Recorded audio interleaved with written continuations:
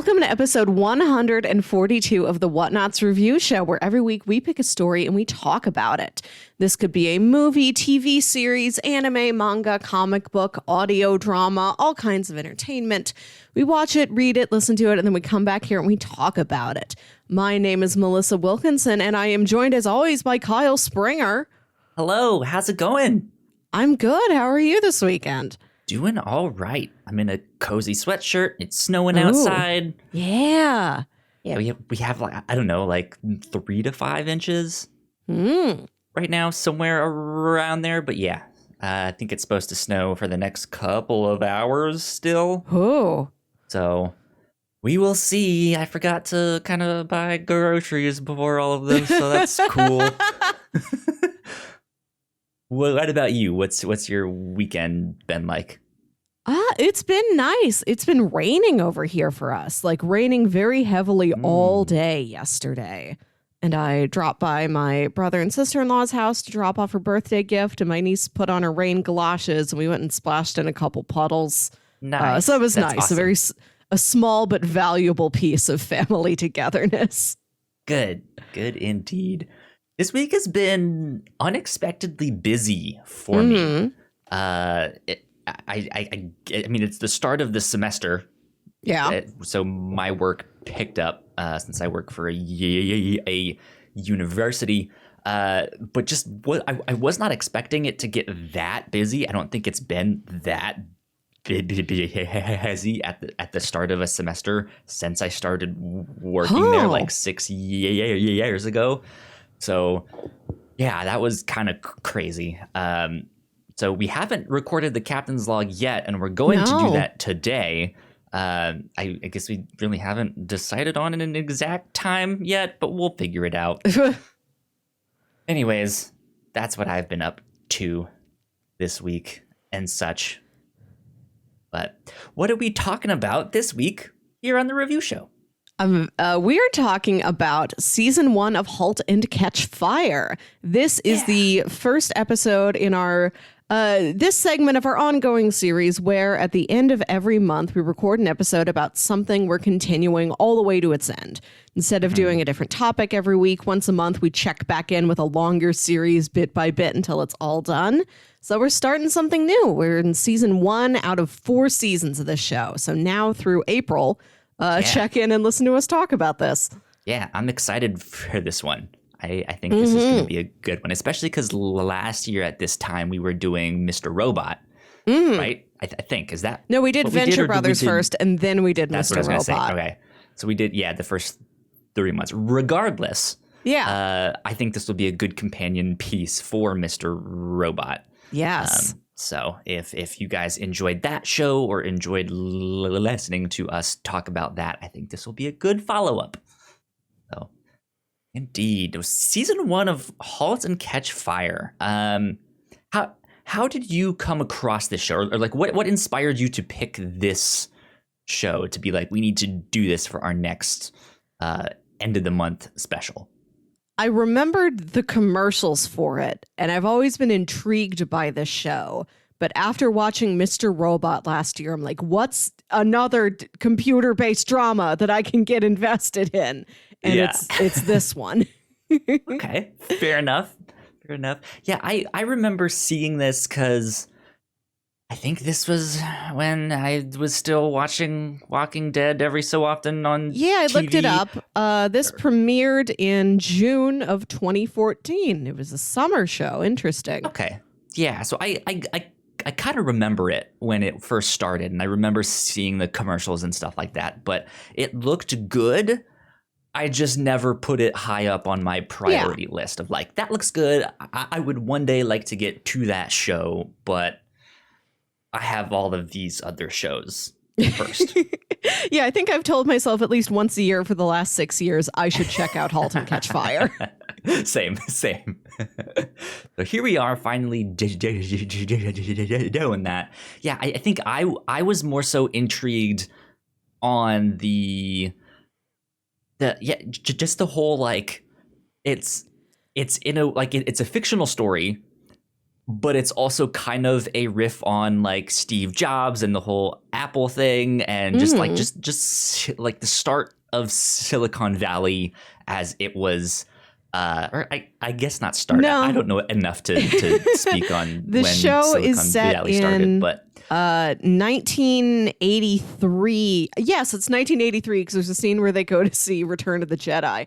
It's set in 1983 in Dallas, Texas, and it is about this small electronics company trying to get in on the home PC market, fighting against IBM. And towards the end of the season is when Apple lands on the market, and now they've got even more competition.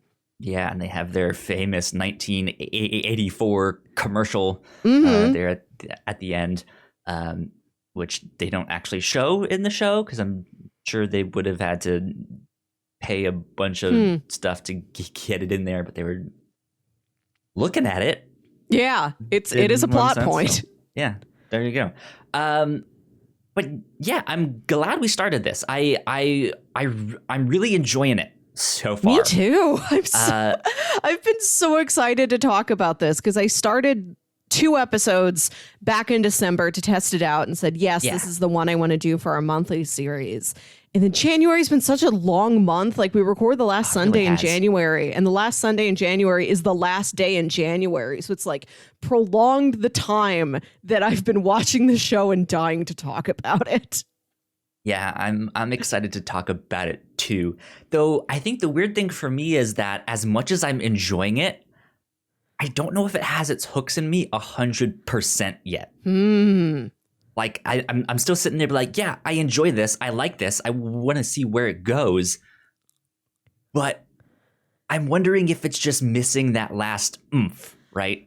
That last like, oh, yes, that is the thing that I am like, oh, this is it. Because like season 1 of Mr. Robot had that twist. Yes. Which I guess is a spoiler if you don't know anything about Mr. Robot, that there is in fact a twist. But like when I saw that, like that was the oomph thing. I'm just like, yes, I love this. This is great. But yeah, this is much more straightforward is maybe a better way to put that. And I don't mind that. Yeah. It's got a very down-to-earth plot. It's just about inventing and business espionage and the effect that this work has on these people's personal lives or lack thereof of a personal life. I was hooked on it. I really love these characters, and I love this chaotic energy that permeates the show. Like, we've said it's a pretty straightforward plot, and it's nowhere near as weird as Mr. Robot is, but it's got so many wonderfully strange, chaotic little moments scattered throughout it. Yeah, there's a couple things that I'm sure we'll get into in spoilers, but yeah, there's just these moments of like where the show runs up against insanity. I feel like yes. And it's just like the characters don't know how to react, and they're confused, and they're kind of scared. Yeah. But then they're also realizing, like, I think I'm going insane. Yes. And it's just like, like, I don't know. It's a weird thing to talk about because I also don't think that is like the point of the show or like the main plot of the show. Of like, these guys are trying to invent a PC while they go insane, you know. Like it's not that. But yeah, there are these just ever so slightly just more weird moments, if that makes sense. But yeah, so let's do a bit of we've kind of done a bit of a synopsis already. Yeah, it's what I told you before. The show PCs. stars Lee Pace, and he is a salesman. He's not an engineer. He's not a software guy. He's in sales, and he's left IBM on bad terms at the beginning of the show, and he goes to this little company in Dallas, and he's like, I want to bring us up to IBM's level. I want to get us into the PC market. And it's him and Gordon, who is this hardware engineer who previously built a computer and took it to a conference and it completely failed, bombed his reputation, and he's been wanting to try it again. And then Cameron, who's this punk college girl who has big dreams of like what computers can do for people. And she's brought in as the software part of this program. So you've got the sales guy, the hardware guy, and then software all fighting together over what this computer is going to be. Yeah, it's an interesting show because that like they say the like engineer is like, oh, he's an artistic genius, right? And yes. he knows how to do all of this and that, and so you would think he would be the one to have the big bright idea, but he often ends up being the like weaker pushover, just like uninspired to know how to do all of the stuff. But then he has these moments where it's like, yes, you're starting to understand business. You know how to do it. You're getting there. Come on, buddy, you can do it. And yeah, then you have the like software engineer, this punk chick who's she just doesn't fit in at all. No, like she just stands out like a sore thumb. Right. They give her an office, and then she's like, "I'm gonna go work in the warehouse. Thank you." Yeah, like I'm gonna go work in the basement.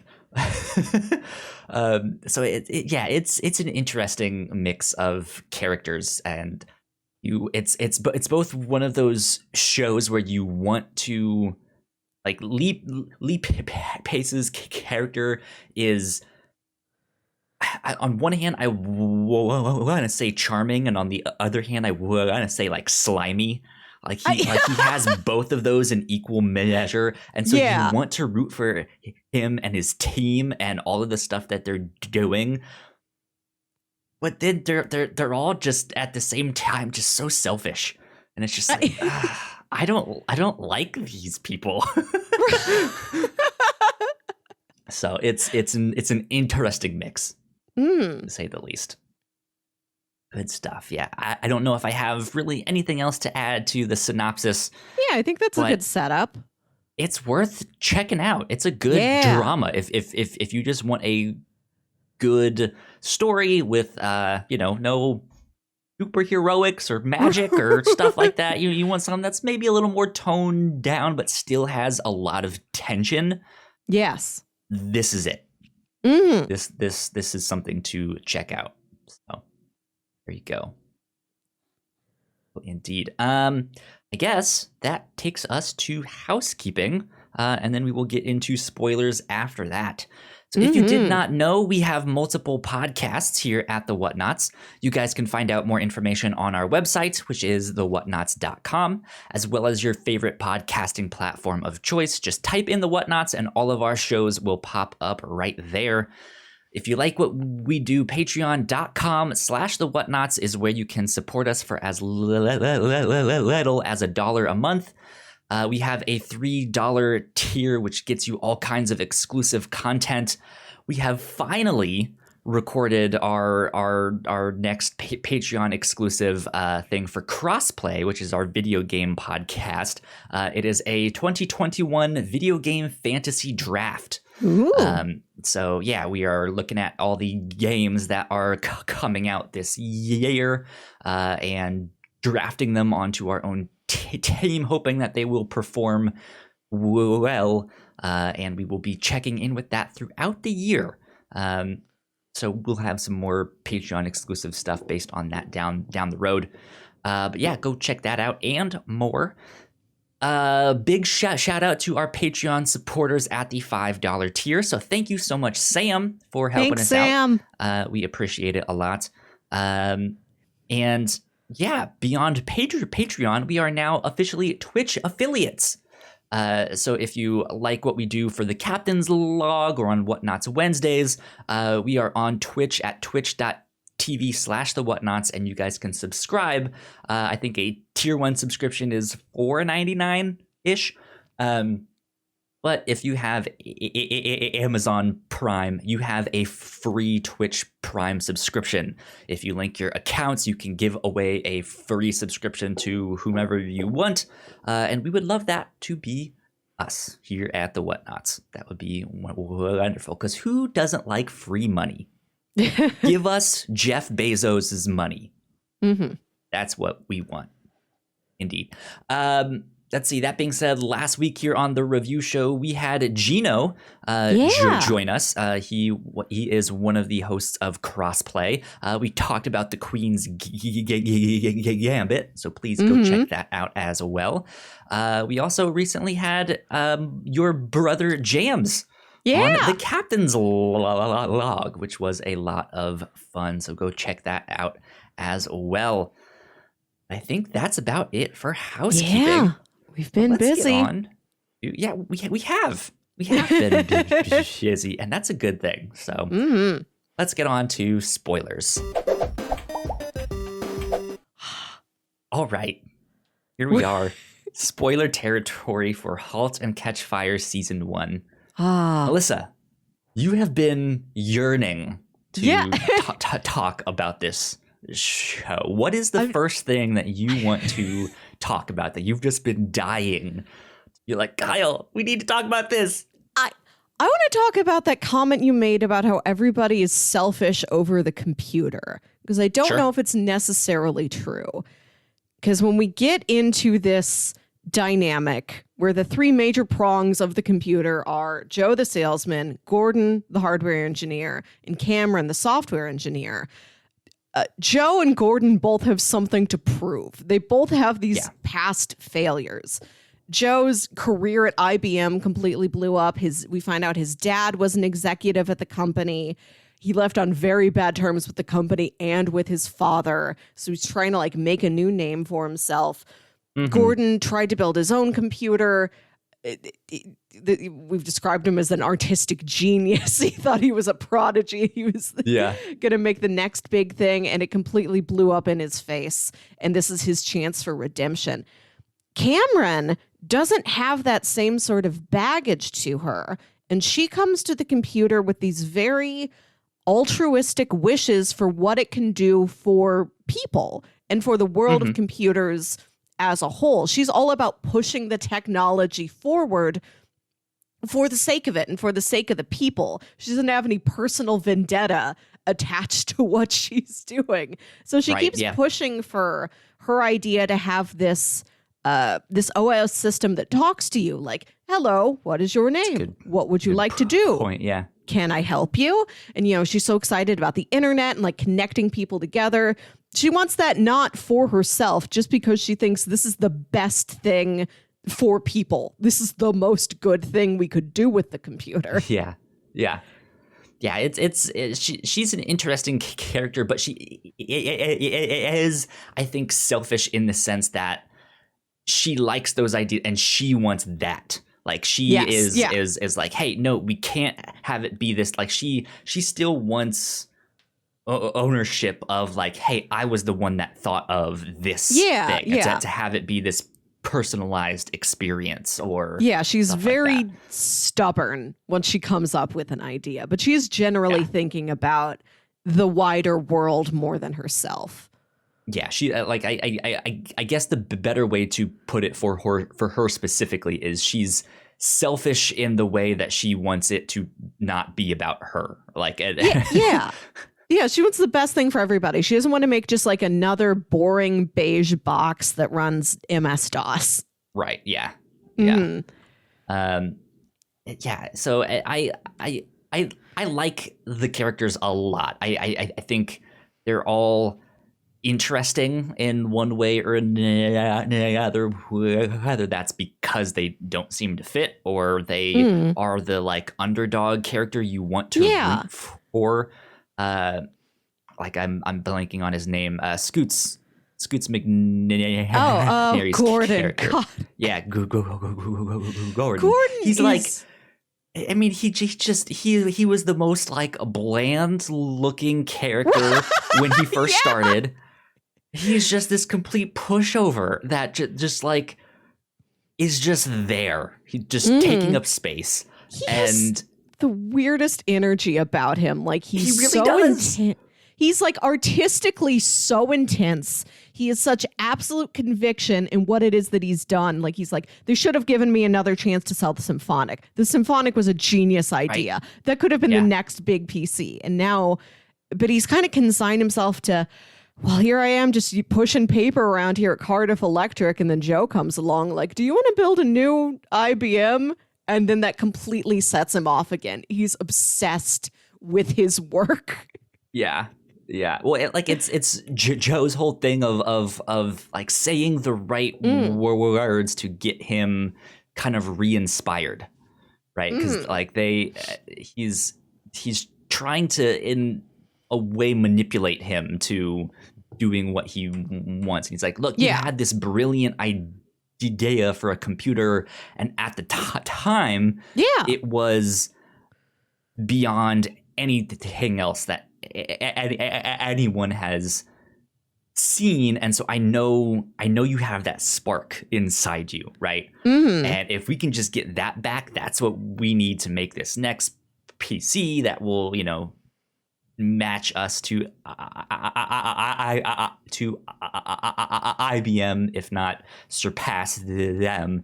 And he's like manipulating Gordon into becoming that person, and then oddly like kind of being put off when he starts to have those sparks. Right? Like, oh no, he's like, fighting back. Yeah, like, oh no, he's starting to take notes on what I'm doing.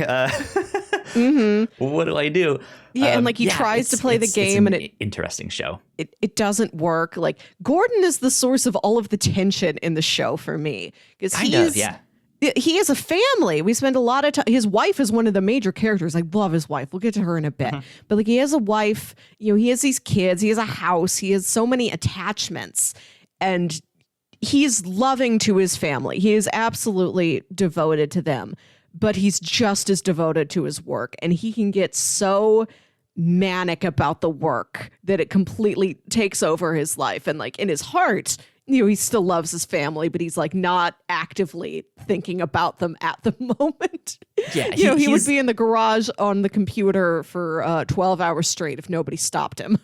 He's the kind of person that is like, hey, I will bury myself in my work, not only because I like it, but because he thinks it's the right thing to do for his family. Yes. He says, hey, if I can do this, if I can push through, I'll get that raise or I'll get the promotion. We'll have enough money. We'll do this. I can, you know, make a good life for my wife and my kids and all of that stuff. And in the meantime, because he's doing all of that, he's never home. Like he's an alcoholic at certain times. Like he's ruining things, and he just doesn't see it. Exactly. That Gordon is such a worrisome character. Like there's the episode where Donna goes on the business trip. She works at Texas Instruments. She's also like a hardware engineer of some kind.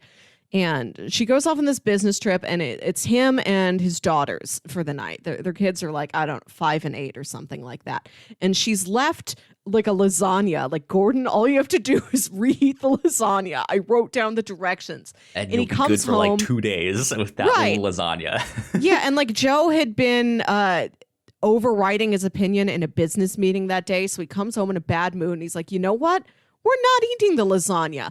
I'm making dinner. And I'm like, Gordon, no. Like, I'm so worried. Like, he's going to burn down the house. He's going to poison the kids. I don't trust him to do the most basic thing. It's not just that he's like, hey, we're not going to have this lasagna. He throws it out. Yeah, he puts it in the garbage. It's a good lasagna. It's not even that he's just like, you know what, let's leave this there for tomorrow. He's just like, let's just get rid of it. And make our own thing. And it's like, what are you doing, Gordon? Like, stop. No, don't do this. Wild thing. He's like slowly falling apart while he's parenting his children, and the kids don't notice. What would they notice? How would they notice? Because they're just having fun. Yeah, there's like, oh boy, Dad's home for once. We're just excited to spend time with Dad. And so he throws out the lasagna, and he sets this big stew pot on the counter, and he's making this stew recipe, and he's telling the girls that he had like a great grandmother, a great aunt or somebody who like went to Alaska for the gold rush to like make a fortune. Like, this is something that the Clark family has always had. And now like this was her recipe, and this fed her through the tough winters. And he's like, it might not taste that great than what you're used to, but it's a hearty food. Are you tough enough to stand up to the stew? And the girl's like, I'm tough. And he's like, we're all tough. which is it's adorable.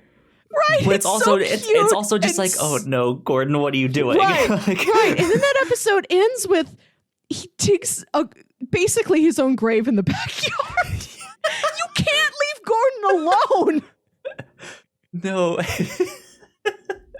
Yeah, it's not actually his grave, but yeah, it's almost a metaphor. Yeah, like he wants to name the computer the Giant.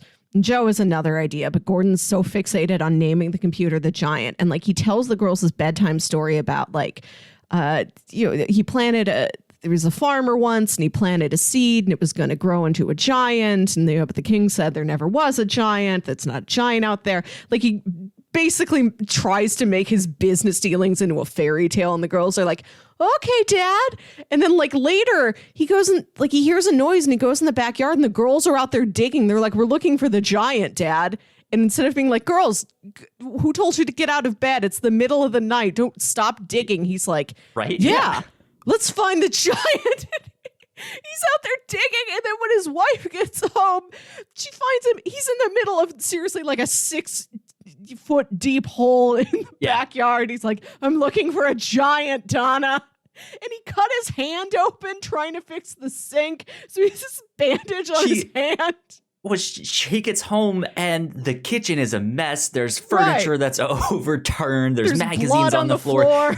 The kids are asleep on the floor, like not even in their own bed, and they're covered in dirt and stuff. And she's like, she panics, like an intruder. Like my kids are dead. Like what is going on? And she's like, oh, they're asleep. Where's your dad? Like what's going? And it's just. This is one of the moments of insanity that this show brushes up against, and we'll get back to those, I'm sure. But let's talk about his wife, because she's also a wonderful character. She's great. I love that she is in the same field. Like they are peers. Yeah. Like they, their work's taken them in different avenues, but like they worked on that computer together. They've always been partners in what they've been doing.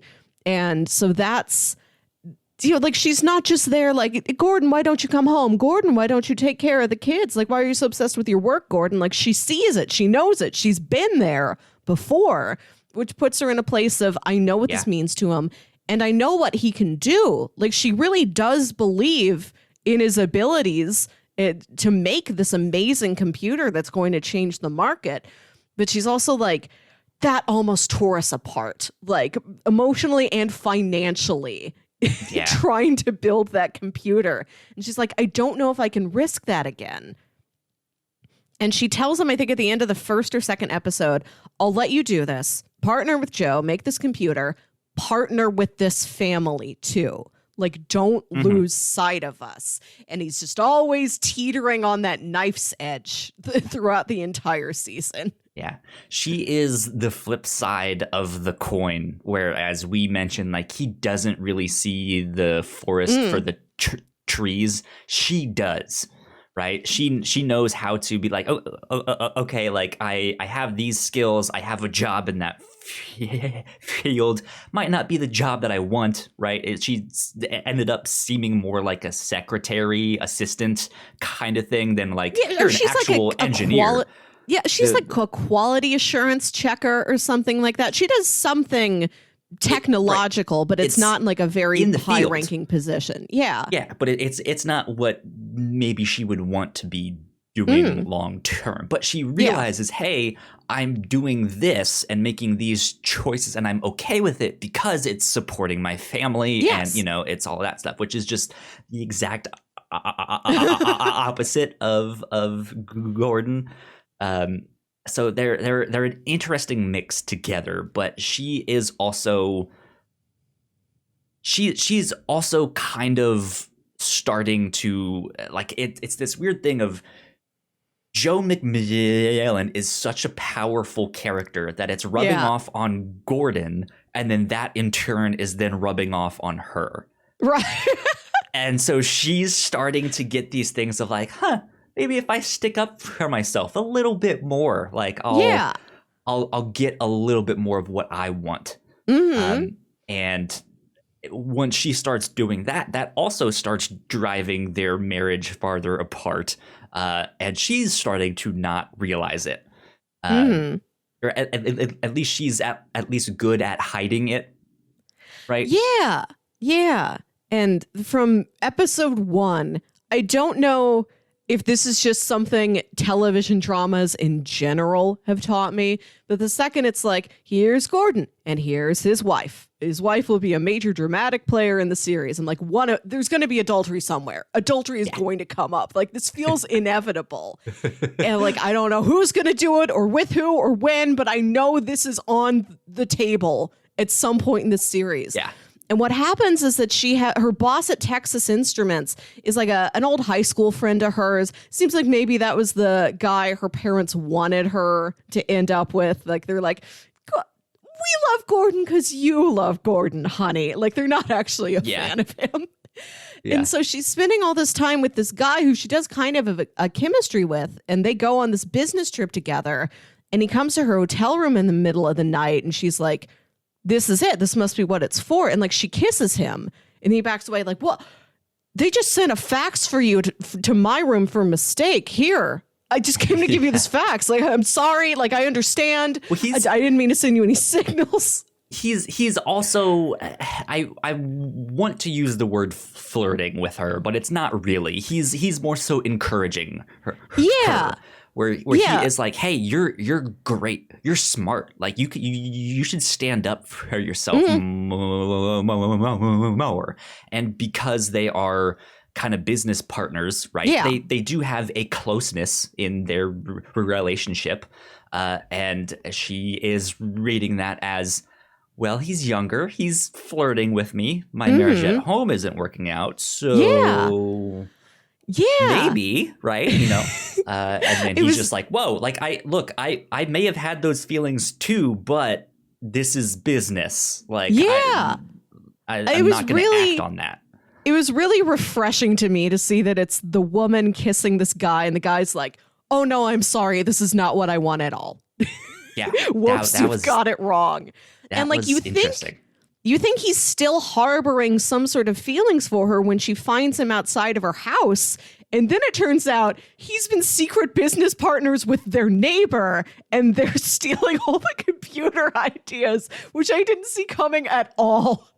Yeah, I man, it's one of those things, because I thought, so their next door neighbor also originally works for Cardiff Electric and works with Gordon, and they kind of butt heads on like how it should work and what they do, and eventually Gordon gets up the nerve to just be like, you know what, you're fired. You're holding this back to do all of this stuff, and it drives the guy insane. Like, this is another one of those like insane moments, because there's a scene. It's like that next week, right, where he's like pulling out of his driveway and he just sees the guy out in his lawn in his bathrobe. Yeah, but in this weird pose. Very like aggressive. He's about to do something. Yeah, he's like,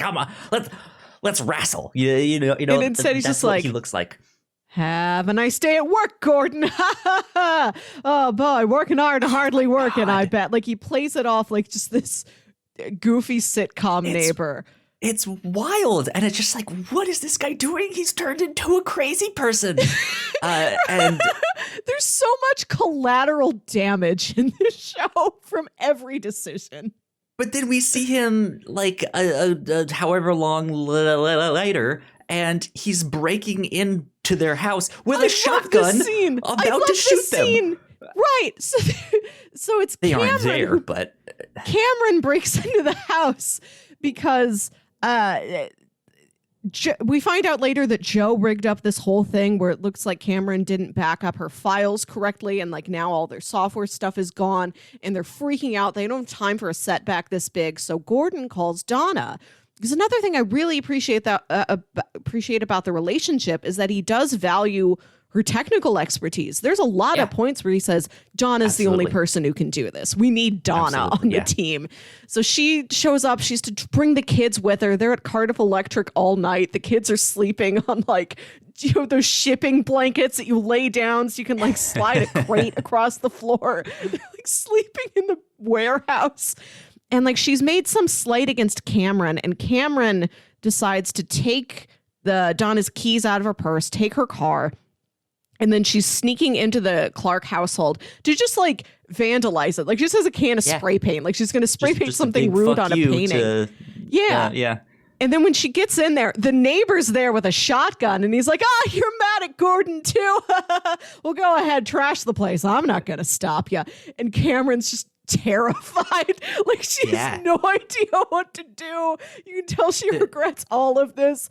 And like, we don't know how that scene ends. We just know that she doesn't spray paint the house because we don't see the spray paint later.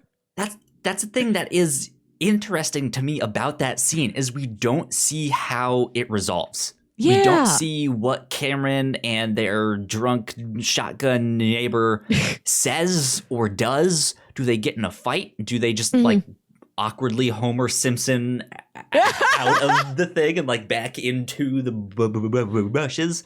Like it just next we see them. Cameron is back at the office returning the keys as if nothing happened. Right. Yeah, it's just one of those things of like, what? How? I want to know what happened. What? Yes. Why don't I get to know what happened? I like that the show has such a down-to-earth, realistic plot.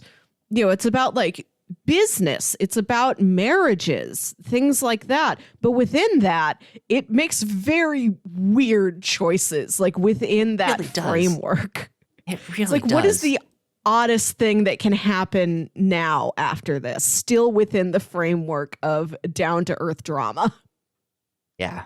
Like, I love the episode where there's a hurricane blowing into town, and they live in Dallas, so they're not, which is like in towards the center of the state, so they're not directly in its path, but they're getting like a very bad thunderstorm with a lot of wind. And Gordon has invited Joe over to the house for dinner that night, trying to like patch things up with him and also encourage him to be like, I need this thing for the computer. I forget what it is. But also, I think it's like maybe one of the girls' birthdays soon or something. They just keep talking about the hottest new toy, you know, the Cabbage Patch doll. And Gordon, who does love his family, wants to show up for his family, even if he's not good at it. He's like, I'll go to the store. I'll get the Cabbage Patch Kid doll. And he tries. There's a scene at the office where it's him and Turbo Man scenario. It's him and the office's administrative assistant Debbie, who is a very small role, but I like her a lot. Like they're calling every toy store in town. Like, do you have a Cabbage Patch Kid doll? Because he doesn't know what this is. He doesn't know how rare it is. But he's you told have a Turbo Man Donna. doll? He's told Donna, I'm going to get this doll. So that's what he's out doing. He's not there when Joe shows up for dinner. And so there's this massive storm raging outside. Joe gets stuck at the house longer than he thought. Gordon's not there, so he has to figure out how to talk to Donna and the girls. And the girls are freaked out by the storm. So Joe, who's this natural salesman, he picks up just 2 flashlights. And he's like, these are storm zappers. You know, if you wave them towards the sky, it'll make the storm go away. And the girls, they're so excited. They play around with it. And they're like, the storm is still here. Is it not working? And he's like, you know what? I think maybe I have to take this outside. I think I have to point it directly at the clouds to get it to work. So there's a scene where Lee Pace goes walking out into this terrible storm with a flashlight in each hand and just waves his arm around very dramatically. He starts fighting like they're lightsabers, and he's like slashing this sword and stuff. And it's like that part of that scene, because in this whole thing, there's like an A scene and a B scene of what Gordon is doing and what Joe is doing. And what Joe is doing is actually this like really sweet moment. Like it's like, oh, this makes me really like him. Like he actually has a softer, sweeter side to he's to him. Kind of trying to distract the girls, but not just to like get them out of the way. Also like I want these girls to have fun. You know, I want can I provide like a nice experience to these girls? They are sweet, you know. They're not acting like a brat to me, the stranger coming into their house. Yeah, like he kind of wants to entertain them for their own sake. Especially since he's there when Gordon is not there, and it's just it could be this really awkward moment of just like, well, thanks for dinner, I guess. So he's having fun with that. But the opposite side of that coin is that Gordon shows up to, well, at first he gets scammed. Like he shows up to a store where he's supposed to get the doll. They don't have dolls. There's a sign in the window saying, no, we don't have any more Cabbage Patch Kits. And some guy's like, oh, I bought this doll and it's not the one my kid wanted. They won't let me return it. And Gordon's like, I'll pay you for it. And the guy's holding like a pre-wrapped gift package. Yeah, once I saw that, I was like, immediately, like, nope. You're like, Gordon, no! Just the catchphrase of any audience member watching the show. And like, he gives the guy like $80 or something for it. And he gets to his car and he opens it up and it's just a brick in a box. Yeah. And then later, he drives to this other store and like there's Cabbage Patch dolls in the window, but it's already like all closed up for the night. And this is the time when you're like, Gordon, do it. Like sometimes you're really rooting for Gordon. Like you have what you need, you can do it. And he throws the brick in the window and steals the Cabbage Patch Kids. What? Yes, that's not the weird thing. The weird thing is that while he's doing that, there's this gigantic lightning strike just around the corner. He is like, that was like really close. Let me go investigate. And he is there in the pouring rain with these two Cabbage Patch dolls underneath his arm. And he walks up and he sees this power line has fallen down, and there's a live wire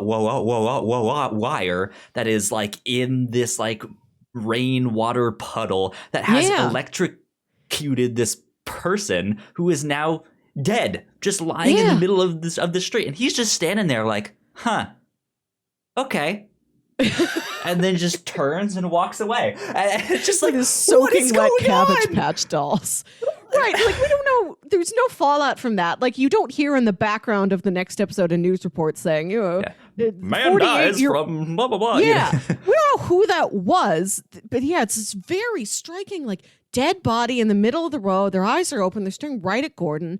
And the next episode is the one where he goes digging for the giant, and he's been plagued. We see him having a nightmare where he walks up and that electrocuted body is him, which is very poignant, being the software engineer, the guy working with all the metal and all the wires. Yeah. Like you can tell that he has deep within him some sort of a fear of this work could eat me alive. Yeah. Yeah. He has a thing haunting him in the back of his mind of like, this could be the death of me if I don't slow down and think of my family first or find some way to incorporate my family more so we're all in it together. But so there's that. There's one more weird moment that I want to talk about. That I happened. I don't understand it because it happened at the end of the show. Okay. So I'm hoping in season 2 we find out more. Like, this is one of the cliffhanger moments, right? So this whole season, they've been working on this PC, Joe MacMillian, who I'm sure we'll talk about more in just a sec. He's kind of been coercing, manipulating his way to developing this PC. They've finally done it. They've made it. They've gotten it out to the manufacturers, and it's the night of the like, hey, tomorrow the first shipments go out. Here's the first truck. Let's celebrate its maiden voyage. There's a scene where later that night, Joe burns that car with all of the PCs inside. What the hell is going on? It is... we have no answers. And I'm just like, what?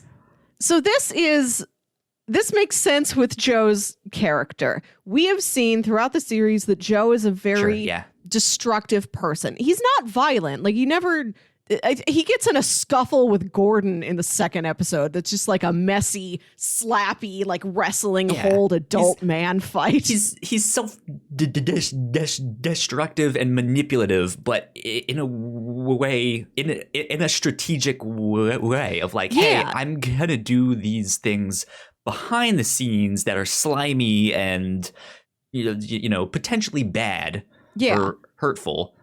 And I'm gonna use that for our advantage. Yeah, but he's not a violent person. Like, I never feel like he's going to hit anybody, but he's very destructive to property. The first shot of the show is it's like an armadillo crossing this Texas road, and then Joe drives up in his Porsche and hits it by mistake, and he steps out of his car and looks at it just like, huh. And then he gets back in the car and like continues driving to his business meeting. And like the first episode, we see him in this beautiful like 80s apartment with all this modern furniture and these glass bricks. And he's got a baseball bat and he's just hitting balls into his own walls and windows. You know, we see him trash so many things. Like, we can tell like this is this man's outlet. This is his problem. Like, when he's frustrated with something, he just physically breaks something. And so that makes sense that he's extremely frustrated that like he's built this computer, but he's terrified it isn't going to stand up to Apple.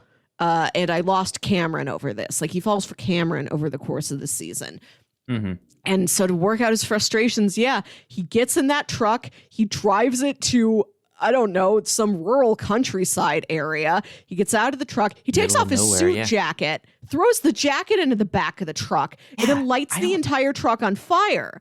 And then I guess he walks home. Like, like him setting the truck of computers on fire, I get. But him burning a very nice suit jacket and then walking home is the wildest part of it to me. The thing is, yes, I can understand it from your perspective of like, yes, he is a destructive character. So there's probably a reason that he's doing this thing. And I have faith that season 2 will bring that around and be like, okay, here's what he was up to.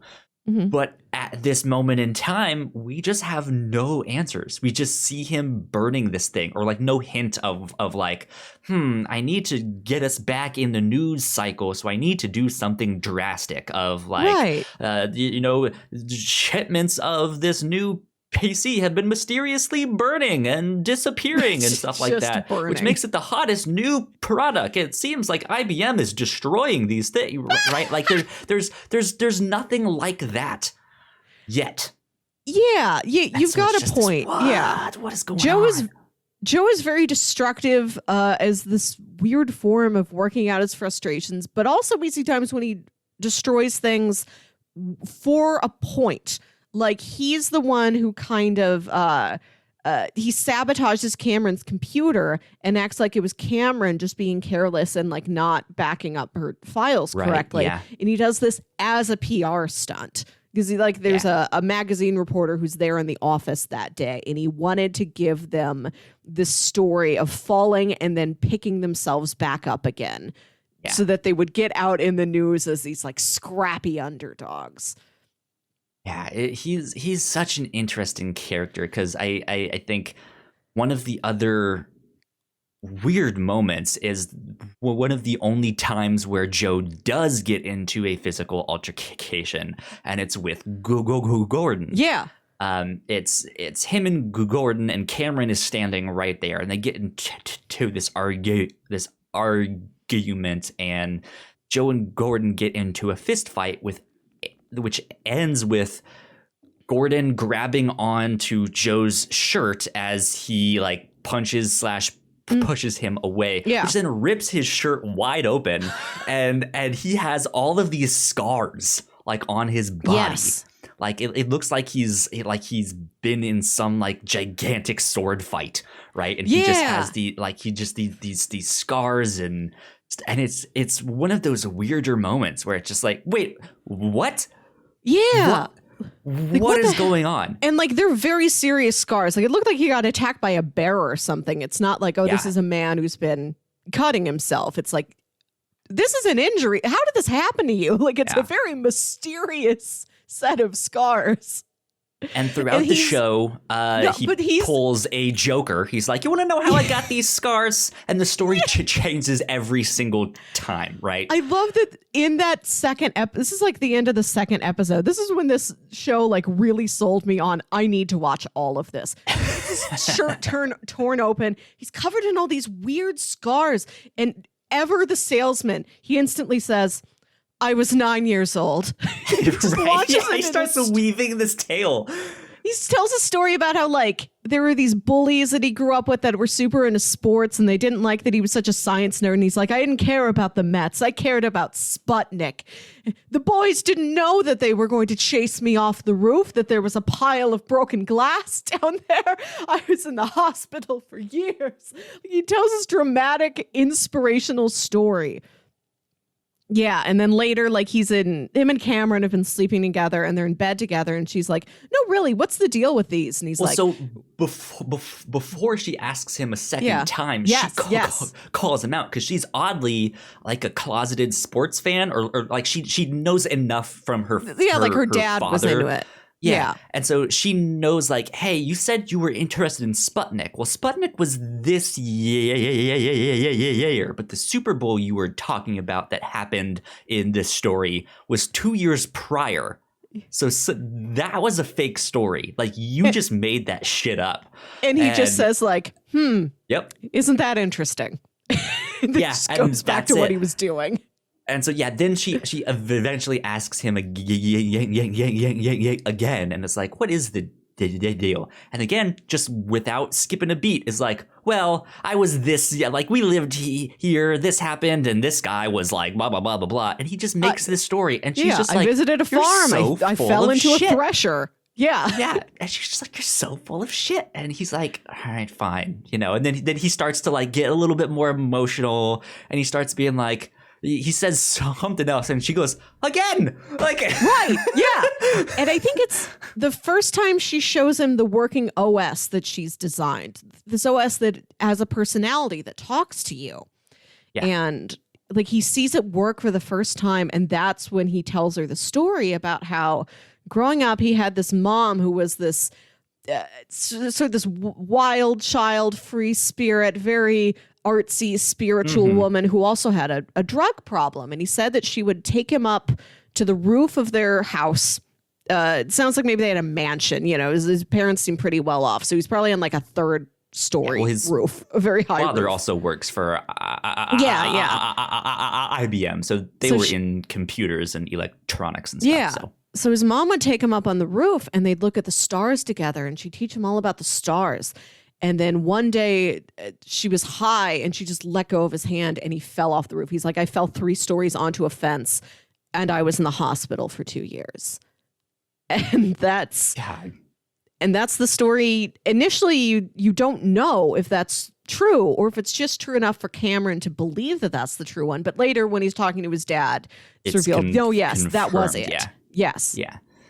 So, yeah, it's like that moment when you see the scars for the first time, I think is maybe one of the weirder moments. I think it's the first one that we see.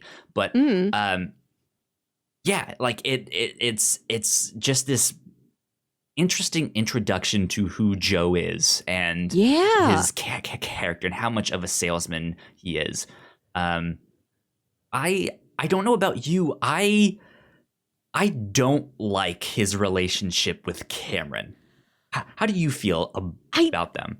I didn't really like it at first because I was suspicious of him. Like, I think I'm like still suspicious of. Right? Yeah. Like, there's like, it's a consensual relationship, but you kind of worry that he's like using this in the long term to get something out of her. But it's the episode. Which he is.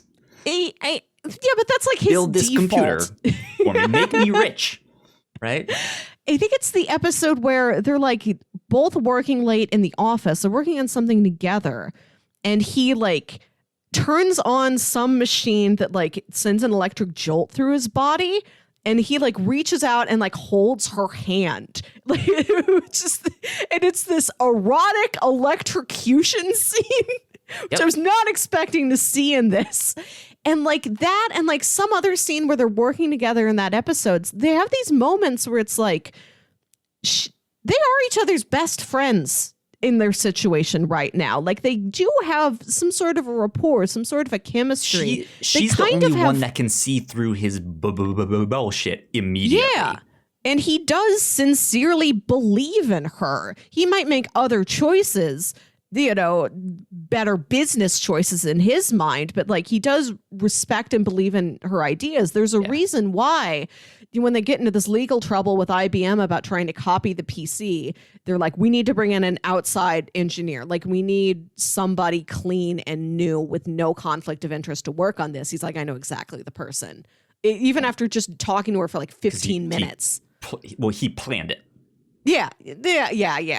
But he believes in her very sincerely, and that is coupled with these underhanded business dealings. But there's something there, and I don't know if that's going to blossom into anything later, but I don't believe that it is strictly about sex and business espionage. Like there is something emotional to what they have.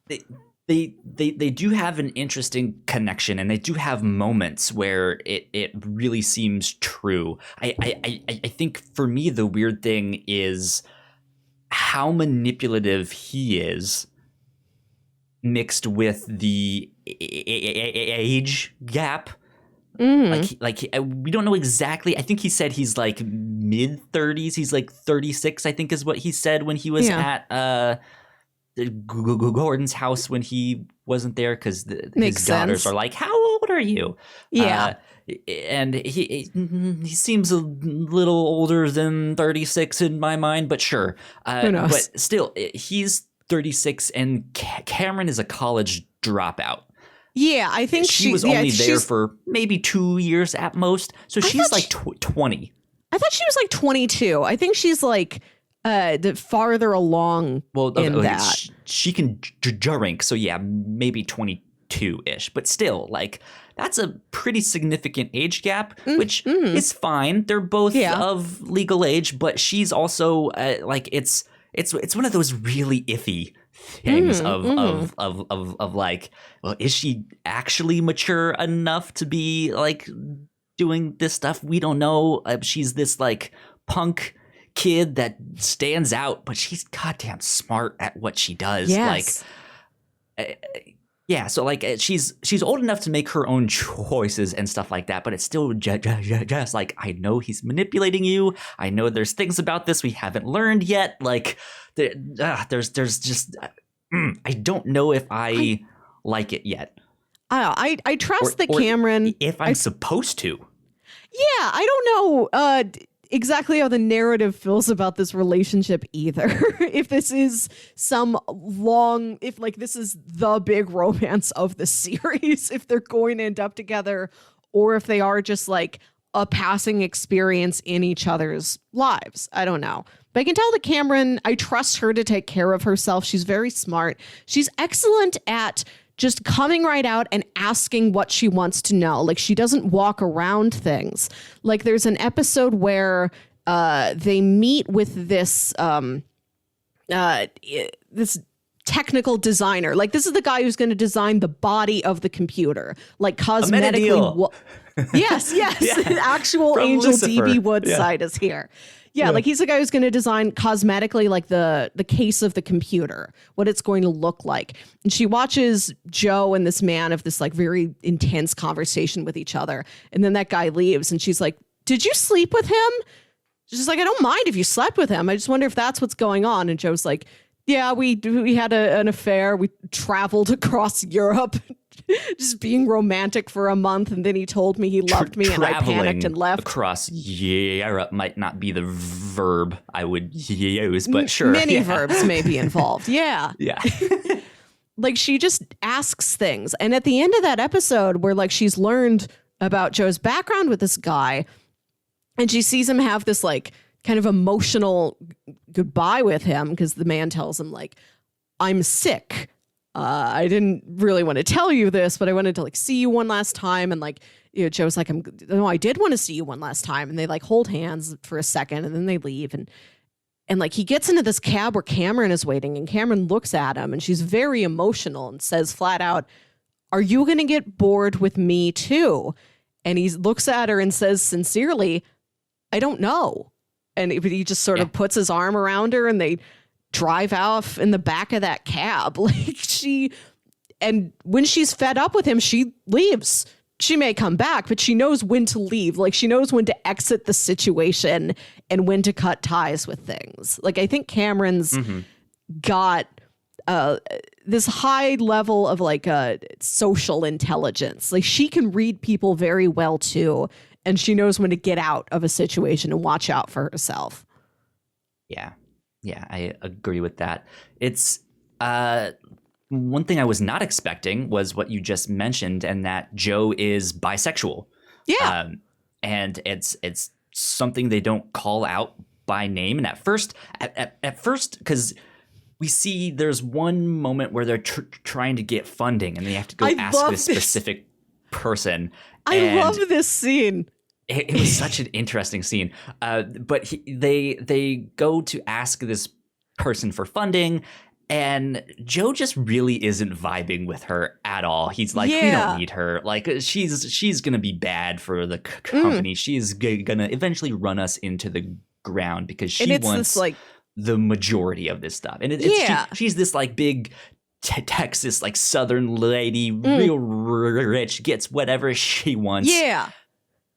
But she has, I think that's her son, right? Or like no, her, I think it's her. I thought that was her husband, and I thought maybe it was. She has like a younger trophy husband, and then she's like, "Honey, go. We need to drink while we make this deal. Go into the other room and get us a bottle of cognac, would you?" And he goes in there, and then Joe follows him, and he shuts the door. And I thought, are they gonna kiss? Oh, they're having sex. They're fully having sex in the middle of the scene. Like, wow, we are off to the races. Yeah, and then they come back and it's Joe just like staring at this woman. Like, what I just did. Like, it's like calling her out that you married a man who is not interested in you. Like, I'm calling your bluff. I know that your marriage is a sham. Yeah, it's that. But like also how that relates to her business practices. Like, you don't care about us like this company. Like you really don't give a shit. But it is also this like threat of like, you think you take what you want. I just took what I wanted. Yeah, I just had sex with your husband. Right? Yeah. And she is pissed. Yeah. She is so mad. But like when you first see that scene, to me, I read that more as like, okay, he's making sacrifices for the business. He did something that he didn't really want to do, which sure, I guess you could still argue that maybe he didn't really want to do that per se. But then, yeah, this whole thing with the guy who they're like, we need someone to design this thing to make it look amazing. And you learn, that they had this romance all across Europe, and it went bad. And we find out it was because Joe just got bored and moved on. And just couldn't handle Simon is his name. He couldn't handle Simon saying he loved him. he freaked out. He wanted to end it right there. Yeah. So I that was an interesting choice, which I at first was surprised by, but then was like, okay, it's set in the 80s. You also know there was the AIDS epidemic in the 80s. Like that sure, that makes sense. That's fine. I think that's an interesting part to the show that really isn't necessarily all that. I mean, his sexual preferences are not important. No, but it's an interesting detail that I think fits. Yeah, I think it enriches that character a lot. Yeah, and there's We haven't talked about Boz yet. John Bosworth, who is the boss of Cardiff Electric. We've spent an entire hour mainly talking about the characters. Right. This is such a character-rich show, which I love that for as, the plot's very clear. We're trying to build good computer, fight IBM. Yeah. So they've got room to really dig into these characters and give them these very interesting dynamics. John Bosworth is the boss of Cardiff Electric, and to see his relationships with all these people, he's constantly butting heads with Nathan Cardiff, who's the guy who owns the company. It's his family's company, but he's not really active in management. He just sort of lives on a ranch somewhere and comes in to a board meeting once a month or something like that. Boz is on the ground, and he's not the techie. He's not an engineer, but he kind of knows what he's talking about. He knows how to work with computers seemingly more than Cardiff does. And he's so upset when Joe shows up with the scheme of, now we have to build an IBM style PC or we'll get sued. All of this crazy legal stuff that's all in episode 2. He's so pissed about this.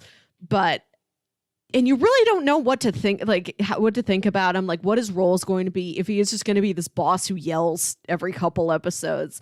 But you get to learn a little bit more about him. You see him going to sleep in his office, and you don't know if he's just he stayed there working late. He's really trying to make sure the company survives this crazy ordeal. But then later you see him signing divorce papers. He's got a wife who's divorcing him. That's why he's sleeping in the office. He seems like such a bad guy because we meet him in such angry circumstances, but then you see he really does play well with the majority of the staff at the company. I love the night when all the software engineers are staying there late playing Adventure, and then Bosworth comes out for his office guys, get in here. Everybody get in here. I need you to look at this. And he points at his computer where he's playing Adventure, and he's how do I get out of this cave? Right. And when they build the first, they've got the first prototype model of the giant. And Joe's well, here we are. And it's the big moment. And then somebody's Boz should turn it on. And everyone's yeah, Boz do it. Everybody's clapping for him. And he's okay. And he goes up there and he's the first person to turn the computer on. And he is the character, or one of the characters, because there's a couple smaller minor characters that are the ones that they're so endearing and sweet. I love them. He is the one that I think is, like you said, we meet him when he's very angry, but he very quickly is he's kind of the, he knows computers to an extent, but he's nowhere near the cutting edge. No. He doesn't know anything. He's 2 or 3 steps behind. But so he believes in the cutting edge. He believes that he has a team that can get there. Yeah, and then he really has this moment where he is basically defending Cameron without really saying it. But she recognizes what he is saying, that she needs to stand up for herself and all of this stuff. And that's another one of those just really endearing, sweet moments right before he gets whisked away by the FBI, right? Which is such a wild plot. First off, I want to mention that Cameron, so much drama. She was going to University of Austin, and then Joe wants to hire her for this job. So she gets on a bus, comes to Cardiff Electric. She does not live. She does not have a house. She doesn't have an apartment. She lives at the office for a while until they hire more software engineers. And then she lives in a house with some of them. So she's there late at the office, and Boz kind of calls her out on this. You're welcome to work as late as you need to work, but you can't live here, he says. And then he goes to sleep on the couch. On presumably his wife kicked him out of the house. And he's constantly butting heads with Joe. And there's an episode where Nathan Cardiff is you need to teach that boy a lesson. You need to show him you're in charge. And we see this scene where Joe's driving around in his Porsche and he gets pulled over, and these cops just start beating him up, and you don't know what's happening. You don't know why this is going on. And then you see him at the police station, just completely bruised. And then Boz walks up and he's like laughing and joking, like, "Hey, how's your son?" You know, to all these cops. And he's like, "Okay, I'm here to bail you out." And you see like, oh, he paid off some guys to beat up Joe to teach him a lesson that he's the boss. That's wild. Yeah. That's such an intense way to display that lesson. Good old Texas discipline. But then an episode or two later, the deal's not working out with Simon Church for him to design the case of the computer. So they go to meet with this other guy. He's like, he's always worked with Cardiff Electric. You know, he's nothing special, but he gets the job done. And this other guy insists that they meet in a strip club. So they're trying to have this business meeting in a strip club. And at the end of it, he looks at Joe and he's like, "We've seen so many boobs tonight and you've barely looked at any of them." He's like, "Are you queer?" And then Boz just punches that guy without a word. Knocks him out, yeah. He's like, "We won't be doing business with you." And then he just turns and he leaves. It's wild to see him go from, "I'm going to hire people to beat up Joe," to somebody has insulted Joe and I'm going to punch him and completely end business dealings with him. He's got this fatherly instinct that he does display to his team. And it takes him a while to come around to Joe, but like when it's there, it is very endearing that he's like, "I'm the dad of this office and I'm going to take care of these people." Yeah. To the point where I'm going to engage in cyber crime. We're running out of money. Cardiff won't give us the money, but we'll just hack into Cardiff's bank account. We need this money. I'm not letting this program just die before it has the chance to get out there. He believes in it that hard that he's like, "I will go to jail for you guys to make this computer." Wild. Yeah. The plot has some wild steps, but is still fairly straightforward of them just building that PC. The one section that we really haven't talked about yet is what's the convention that it's like Comdex. Comdex, yeah. So what I appreciated about that, which is more so a joke rather than like a big important piece of that, is when they start talking about the booth babes. Yes. And they're like, "Oh, they booked a porn convention right next door." That's actually a thing. I'll bet. Yeah. So CES traditionally takes place at the same time AVN takes place at, which is the Adult Video Awards. Yeah. So like in the same convention center, on one side is all the tech nerds and on the other side is all these porn stars and stuff like that. And it's just like that, like, great that they put that joke in there, because if you don't know anything about that scene, you think like, "Oh, that would never happen. What a weird joke." And it's like, no, that actually happens. Right. And I love that it's Cameron's idea. She's like, "Somebody give me some cash. I'm going to hire us booth babes." She's the one who decides that's what they need. Well, the booth babes are already there, but then to get them to their party. Yeah, for them to be our booth babes, the Cardiff Electric VIPs. Yeah, so funny. But yeah, they end up going to Vegas to show off their new computer. They have this big wild party. They start impressing everyone. Cameron does this interesting art piece that is the like invitation to their party, like, "Come see the giant," and it's this like there big is a statue giant with in spray this paint briefcase. and chains. It's interesting. And they have their like wild Vegas party. And then that next day they get on the show floor and IBM is there bright and early with an exact copy. It's Hunt. It's the Texas Instruments guy who Donna kissed, and the neighbor, the shotgun neighbor. They've been sneaking around in the background the whole time. Right, but they're now working for IBM. Were they working for IBM? Because I don't remember like seeing I'm pretty sure that was IBM. Like, I was IBM's version of that. I don't think so. It sounded like it was their own independent startup. I don't remember there being an IBM sign on the booth somewhere, because like Joe goes and talks to his dad about this.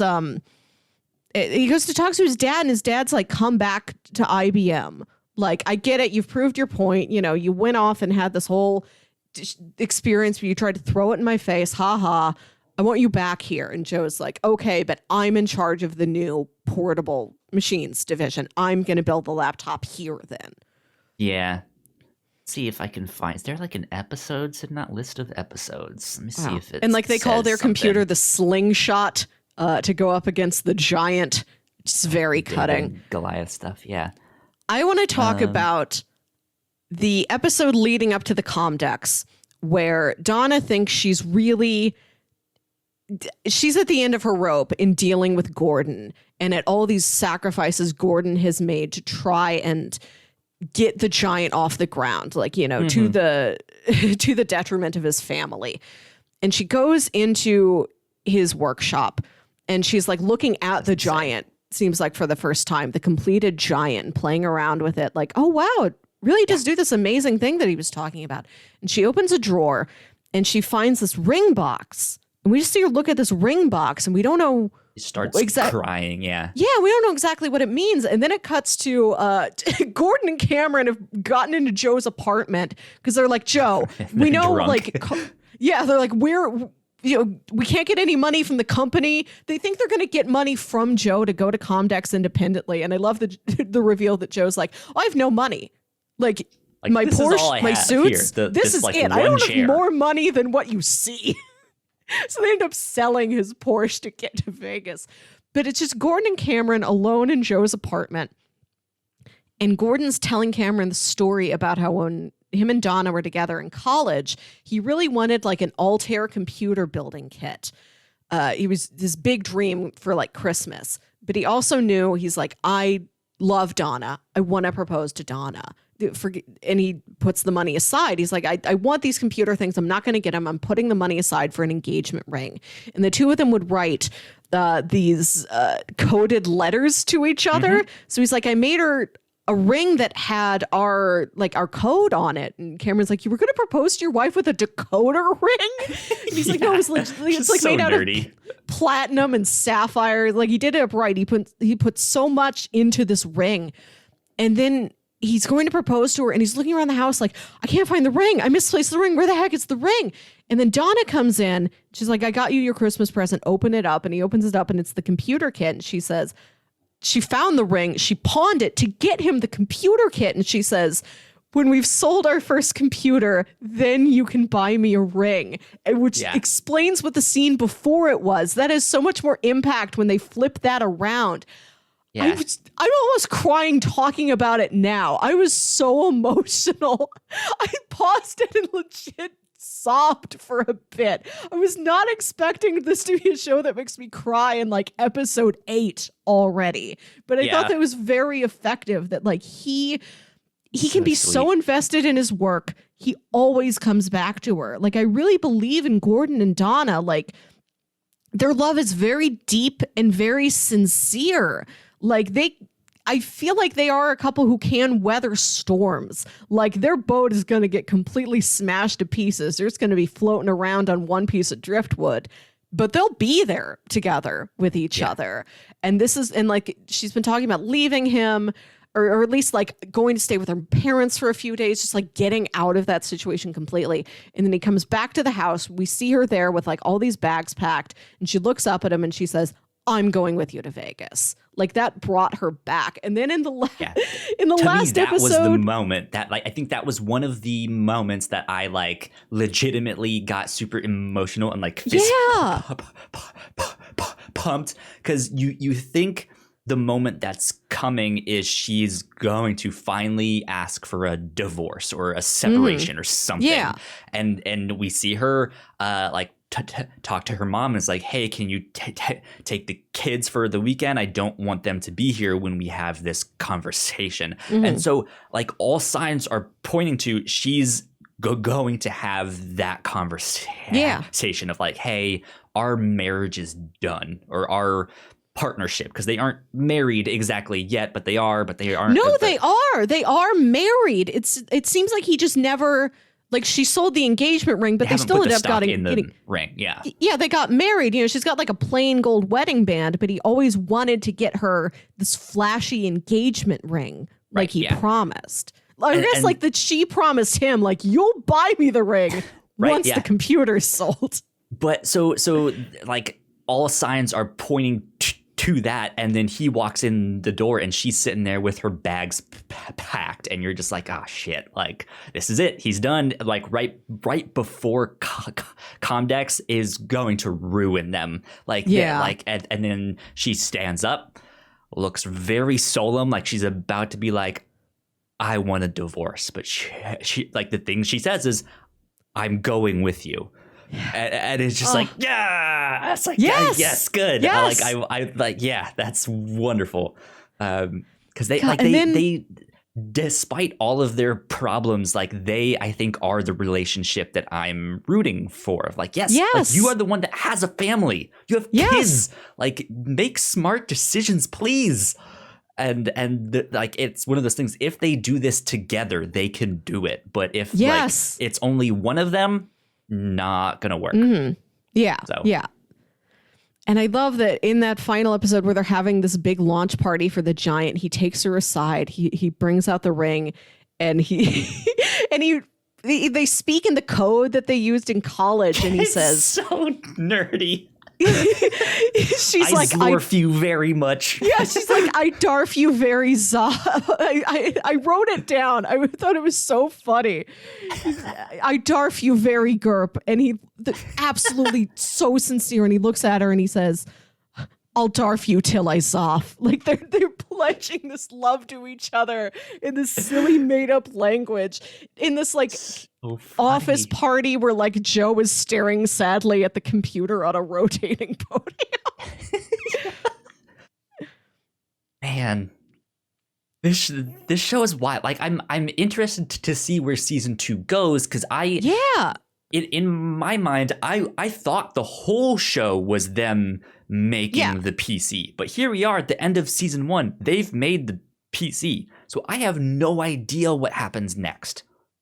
I don't know if season two focuses more on Apple, since they've done that, or like how do we actually like make these people fall in love with the machine? Like, we've got the better, faster computer out there, but now how do we give it a personality, or how do we give, or because they start to introduce Apple at the end of that, right? And they take away the personalized that's the bargain. Operating system. That's the bargain they have to strike. Like, if we remove Cameron's operating system, the computer is faster, the computer is cheaper. We can beat the slingshot computer. And this is what makes Cameron completely leave and go start her own company, which she literally names Mutiny. Right, yeah. And she then spray painted on the wall of her apartment. Yeah. Mutiny! It's Cameron so solves all of her problems with spray paint. But like I'm wondering if season 2 is going to.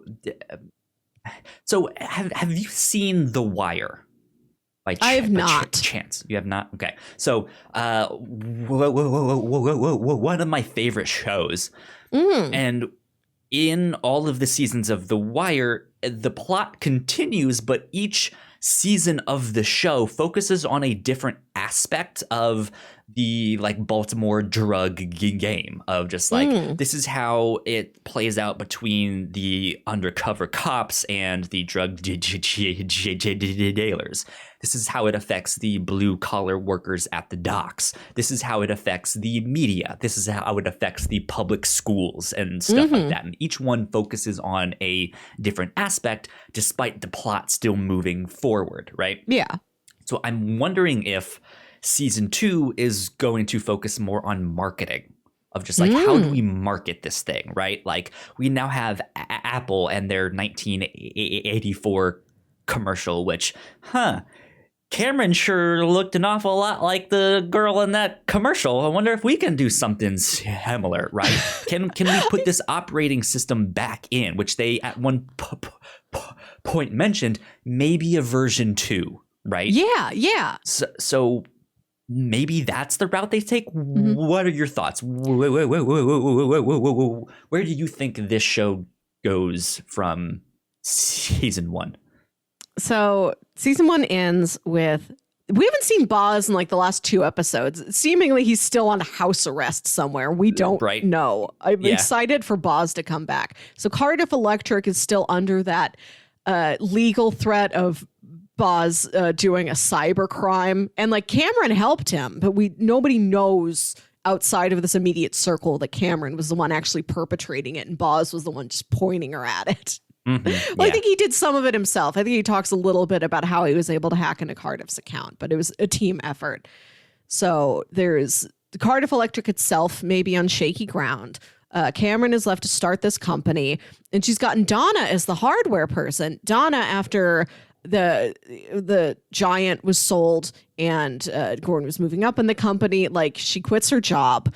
And he buys a Porsche. And later in the episode, the Porsche gets stolen in like a very odd scene. Another one of just wild moments. Right. I'm just like, what is going on here? Yeah, nobody on the show is allowed to have a Porsche. Both characters, Joe and Gordon, both have Porsches and then are forced to get rid of them.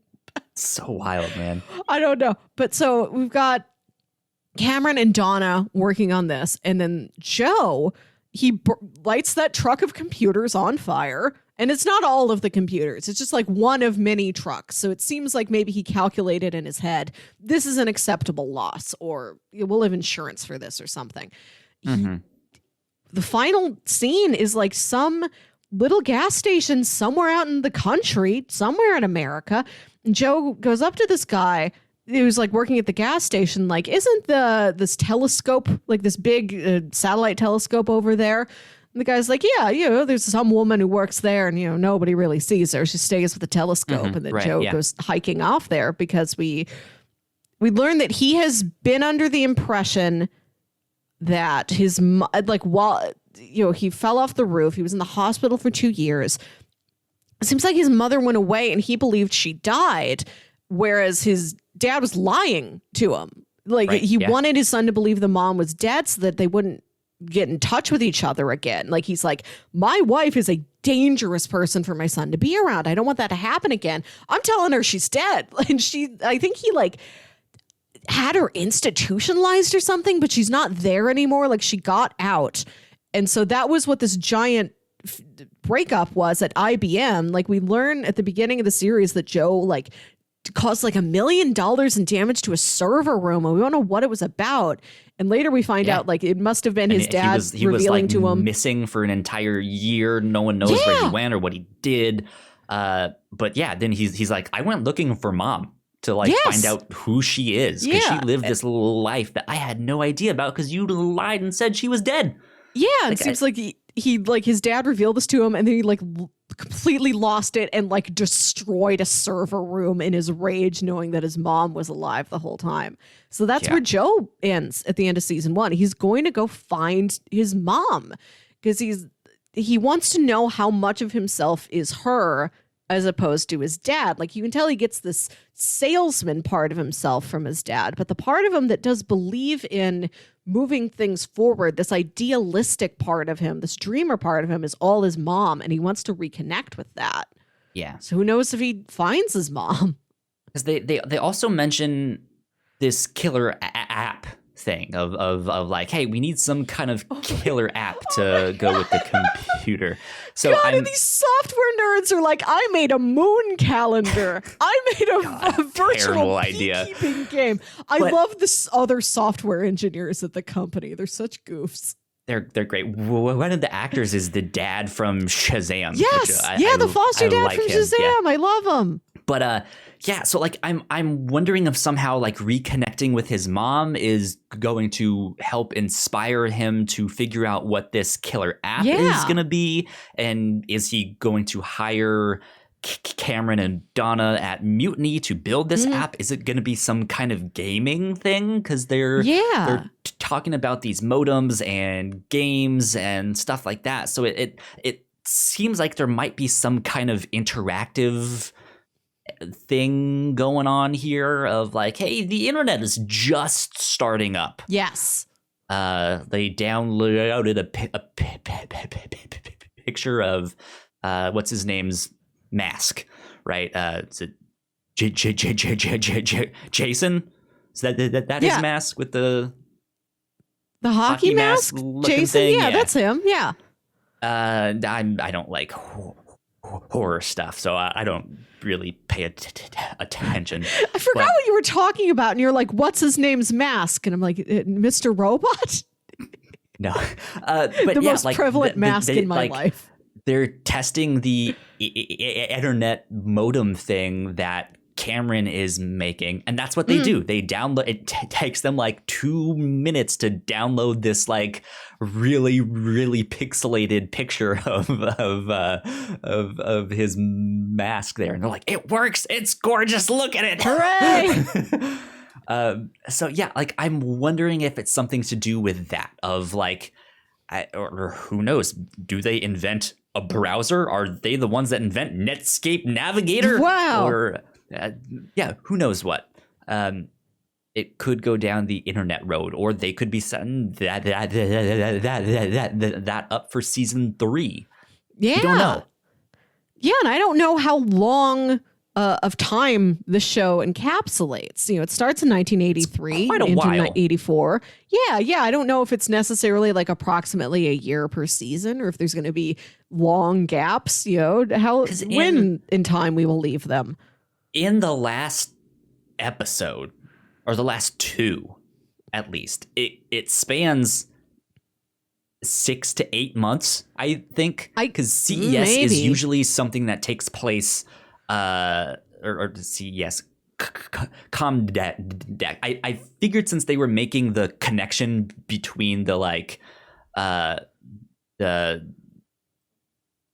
convention and the porn awards, I was like, okay, that's maybe like early in the year. That's probably January, but it's also Vegas, so it's not going to be cold out. Yeah, right. I feel like there is like somewhere there's like a time marker, but I'm not thinking of what it is. Well, they mentioned some things in conversation of like, it's been months since we've seen you, or you know, X, Y, and Z, but yeah, like there ends up being like a good number of months that spans the final 2 episodes because yeah, they have to. I think they were planning on launching in March, right? Is that when they were? Launching? Yeah. Because I was just thinking if that Apple 1984 commercial was a Super Bowl commercial. That would have been February. Yeah. And then they were launching in March. Okay. It looks like it was a Super Bowl ad. Pushing it to April, but they don't. Wow. Did you know Ridley Scott directed that commercial? I did, actually. Wow. I have a lot to learn. Because that commercial has come up in recent video game news and stuff like that. 1984 commercial, the video game. There's a whole thing with Fortnite and Epic Games and them wanting to charge a certain rate on their app, or like have in-game purchases, but Apple won't allow that unless you give them a certain thing, and they're like, no, we don't want to give you that money, we can just do that on our own.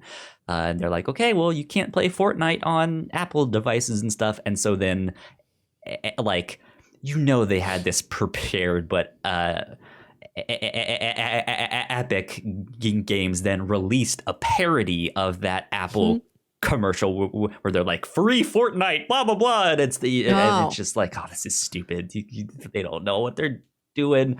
They do, but they don't. They're going about it in the wrong way. It's just not a good look, and oh well. But yeah, so that's how I knew. It's like, this commercial is directed by Ridley Scott. I was not aware. Yeah. But yeah, I don't know what they're gonna do next. It seems like they've set up some stuff. I just don't know which domino they're going to hit first. That makes sense. As we wrap up the conversation, I have one more thing I want to mention.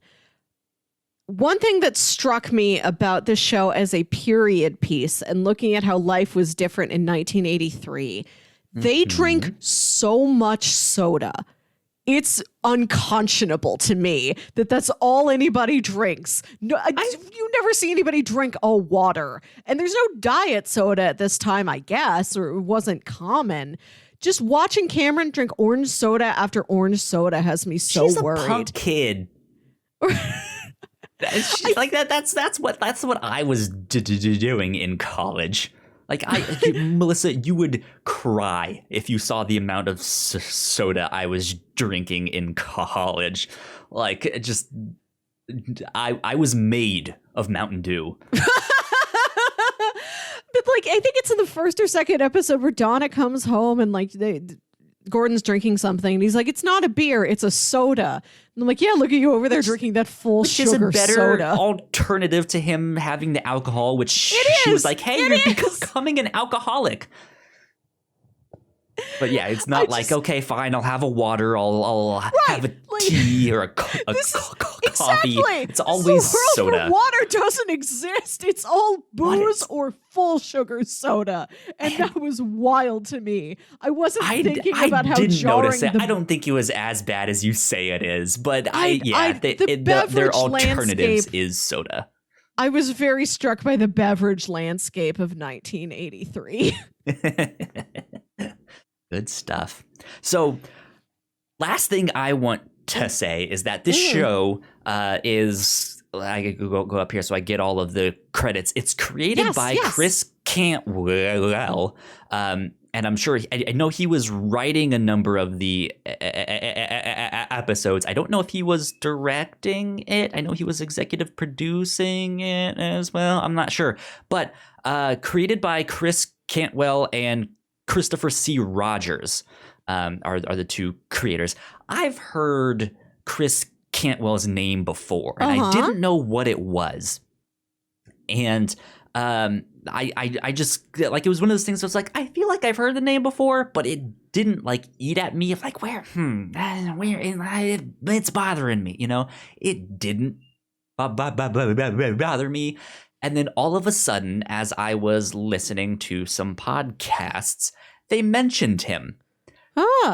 I was listening to some comic book podcasts. He writes comics as well. He's written some recent things for Marvel.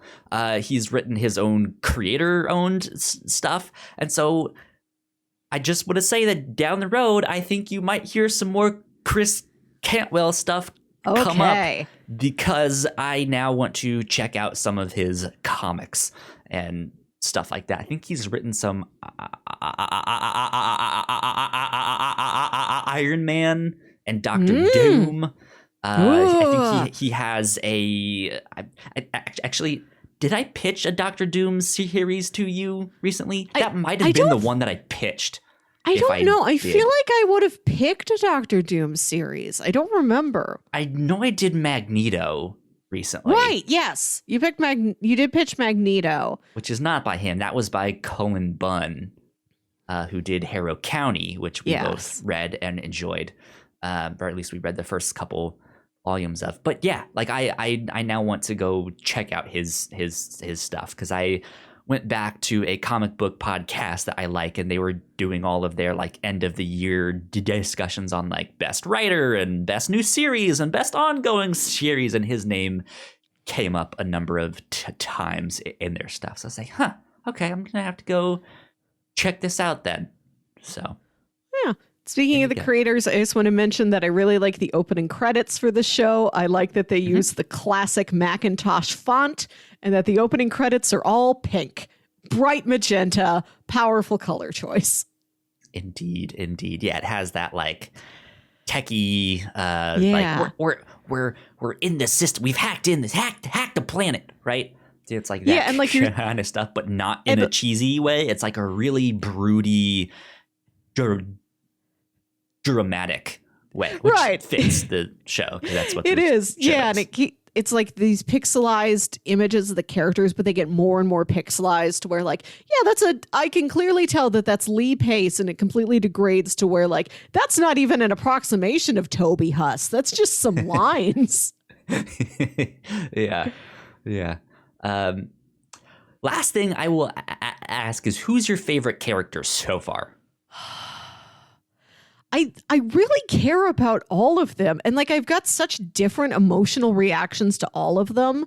Like, I want to protect Cameron. I want to scoop her up in my arms and like take her somewhere safe. Joe's absolutely fascinating. And like Lee Pace is such a delight to watch. I love him. Gordon is really compelling because he's so tense, because you're really worried he's going to screw it up. Yeah. I admire Donna a lot. I want to be Donna when I grow up. Boz is such a treasure. We didn't spend a lot of time with Boz. I'm excited to learn more about him. It's hard to name. It's hard to name a favorite character. Yeah. I think for me, it's a tie between either Cameron or Gordon. Because Gordon's weirdly compelling. He really is. I mean, he's. I feel like oftentimes he ends up being the main character, despite Lee Pace, I think, being the headlining actor of like Lee Pace in Halt and Catch Fire, right? I think Scoots McNairy has a good like second fiddle that you could argue is just as strong, if not better than Lee Pace here. Gordon is so desperate. He's the one striving more than any other character. Yeah. So I don't know, but yeah, I just like the spunk and the like chaos that Cameron brings. You never know what she is gonna do next. I'm just like, but like, I'm gonna start my own company called Mutiny. She's so honest. Like, she's never really playing games with anybody the way like Joe or somebody else would. Like, I really appreciate how just open and earnest Cameron is. Yeah. So I like the show. I'm excited for season 2. Yeah, I'm interested to see where this all goes. It's going to be a fun one. That's for sure. Melissa, now that we are done with this, as for our end of the month specials, since we're doing this multiple times, we like to do the, like, at the end of the first one, we say, hey, here's some things you might like, but then we also do our recommendations on the very last one. First and last. As of season 1, what else would you recommend? I think the obvious one being Mr. Robot. If you like this, go check out Mr. Robot. Yeah. What else would you recommend? I really loved this show, and it was a real struggle to me not to watch through all of it so fast, because I knew I wanted it to be fresh enough in my mind for recording here at the end of the month. So I'm like, okay, you have to pace yourself. Find something else. What is your temporary substitute, Halt and Catch Fire, that will like satisfy the same craving? Go watch more Pushing Daisies. So that's what I did. Like, I'll just more replace Lee Pace, right. I'm like, I'll just replace this with another Lee Pace show temporarily, and I'll just pace the pace out. Yeah. Pushing Daisies. And he's giving such a different performance in that show, where he's a lot more open and tender and vulnerable and more conventional. Yes, it's such a sweet show, to the point where it's mostly about pie. It's about murder and musical numbers and pie. Please watch Pushing Daisies. Which we covered. Like 2 years ago. Yeah. This was a show created by Brian Fuller. It aired on ABC in like the mid 2000s, and it lasted 2 seasons. It was canceled early, unfortunately. It's such a beautiful, strange, dazzling, candy-colored treat of a show. So we talked about season 1, and then I went back and I watched some season episode 2. 43. Wow, long time ago. Yeah, 100 episodes ago. Yeah, I was gonna say this is episode 142, so it's like 99 episodes ago. Wild, cool. Yeah, I think that's a good recommendation. You have any other recommendations, or is that it for now? Not at this time. This approximately reminds me of other things, but I've never seen them. Like I might recommend Silicon Valley if I'd ever watched an episode of it and didn't just hear about it on podcasts. Yep, haven't seen that one, so I can't recommend that. Mad Men. I think is an interesting recommendation. I know this was kind of coming on the air as Mad Men was coming off of the air, and they wanted another. It was around that time. When did Mad Men end? Because this show came on in 2014. If they weren't overlapping, like Mad Men had finished, and I know AMC was looking for their next hit drama. Mm-hmm. And this is, I think, what they were hoping for. I think Mad Men is a slower burn, and it's not. It's tense, but in a different way. And yeah, this has much more of that tension packed in than Mad Men does. But if you just want to see interesting characters who are really damn good at what they do and are charming yet really terrible people at the same time, go watch Mad Men. Yeah. Here's another one I've recommended for a number of different things. I would say go read Gotham Central. Okay. This is a comic book. It's a crime, like police drama / procedural that takes place in Gotham City. But it really, like, Batman barely shows up. He's maybe in there for a couple panels in this whole thing.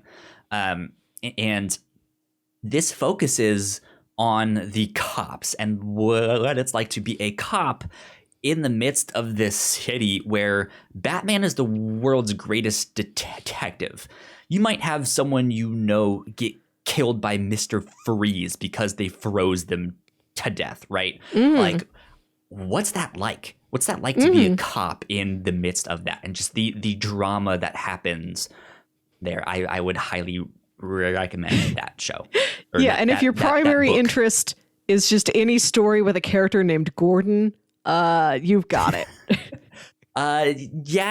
Gordon is in there. He's not the main character, though. It follows a number of different cops, but one of the main ones is Renee Montoya, who eventually turns into the Question. So good stuff with that. I would recommend that. But yeah, that's my thoughts on that one. Yeah, so far. Interesting stuff. So, Melissa, last week you already mentioned what we are going to be doing for this next week. If you could please remind us, that would be lovely. Yeah, next week we are watching the crime movie In Bruges. So this is about two criminals, two hitmen who have just barely escaped an unsuccessful hit attempt, and they're hiding out in Bruges, Belgium, waiting for their boss to give them their next orders. And this was described to me as being structurally kind of like a romantic comedy, even though it is not really a romance. And that concept intrigued me. Yeah. That's what's interesting to me about this one, because you were like, I'm gonna kind of get in the mood for February and Valentine's Day, and then I was like, okay, she's gonna pitch like coms and stuff, and it was like crime show, and this movie, and I was like, huh, okay, yeah. So I am interested in this. Do you know if this is available on a streaming service? I did not look it up. I will have to. Cool. Yeah, you'll find it somewhere. That's fine. Yeah, if not, you can rent it or buy pick up an order from your local library. Oh yeah, or that. There you go. That is what we will be doing this next week.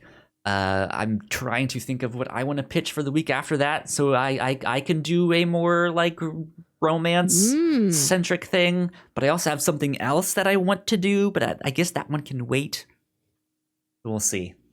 Yeah, we'll see about that. But I'm excited to figure it out. I'm excited to watch In Bruges, which we will be discussing next week.